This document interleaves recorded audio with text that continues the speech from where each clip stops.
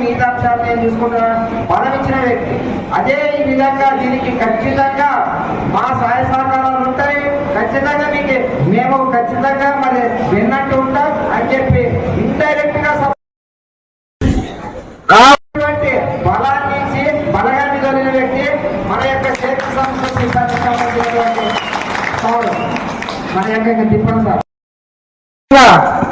నేను ఈరోజు హృదయపూర్వకంగా ప్రతి ఒక్కరికి ఈ వేదిక మీద ఉన్నటువంటి మరిగా నా తోటి సోదరులకి అందరికీ ఏ కార్యక్రమాన్ని కూడా నేను తలపెట్టినా వాళ్ళ యొక్క సహాయ సహకారాలే కాదు మద్దతు ఇస్తూ వెన్నంటి ఉండి విజయం సాధించడానికి మరిగా తోడ్పడుతూ ఉన్నటువంటి నా కార్యవర్గానికి కూడా హృదయపూర్వక అభినందనలు కూడా తెలిసింది. కానీ ఇంతతో ఈ ప్రస్తావన ఆగలేదు. మన అన్న యొక్క ఆశయం ఏంటంటే విజయవాడ వేదికగా దివ్యాంగుల హోమ్ ఒకటి ఏర్పాటు చేయాలని చెప్పి ఉంది ఆయన కళ. ప్రతి దివ్యాంగునికి అందుబాటులో స్టోర్స్ ఏర్పాటు చేయాలి. ఇప్పుడు ఏ విధంగా అయితే పెద్ద స్టోర్ వికలాంగుడు కూడా మార్కెటింగ్ చేసుకునేలా వికలాంగుడు కూడా ఆ స్టోర్ ని వెళ్ళి మరిగా సందర్శించే విధంగా అందుబాటులోకి తేవాలని చెప్పి ఒక కళని సాకారం చేయాలనేటువంటి ఆశయభావం ఉన్నటువంటి వ్యక్తి మల్లెల ఆల్ఫ్రెడ్ అన్నారు.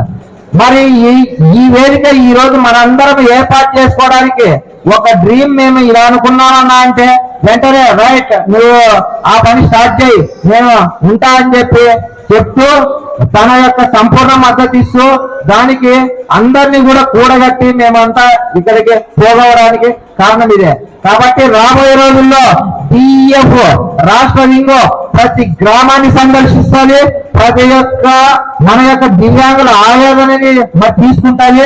ఒక అజెండాగా తీసుకుని దాని మీద ఖచ్చితంగా ఫైట్ చేస్తూ ఖచ్చితంగా ప్రభుత్వం ద్వారా సంపూర్ణమైనటువంటి రిజర్వేషన్ కల్పించడానికి డిఎఫ్ ఇప్పటి నుంచి పనిచేస్తుంది.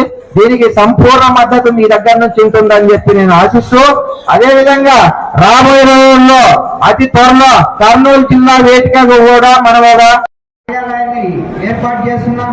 మీకు అందుబాటులోకే కర్నూలు వచ్చి అంటే ఉమ్మడి జిల్లాగా ఎప్పుడు వచ్చినా మీకు ఆ వేదిక అందుబాటులో ఉంటూ మీకు ఆశ్రయం ఇస్తుంది. ఖచ్చితంగా మేము దాన్ని రూపొందిస్తాం. మిగతా అంశాలు చాలా ఉన్నాయి. సమయభావమైంది. ఇప్పటికే మన దూర దాదాపు 150-200 కిలోమీటర్లు వచ్చినటువంటి మన సోదరులు ఉన్నారు. వాళ్ళందరినీ మేము దృష్టిలో తీసుకుని కాబట్టి ఈ సభని మున్ముందుకి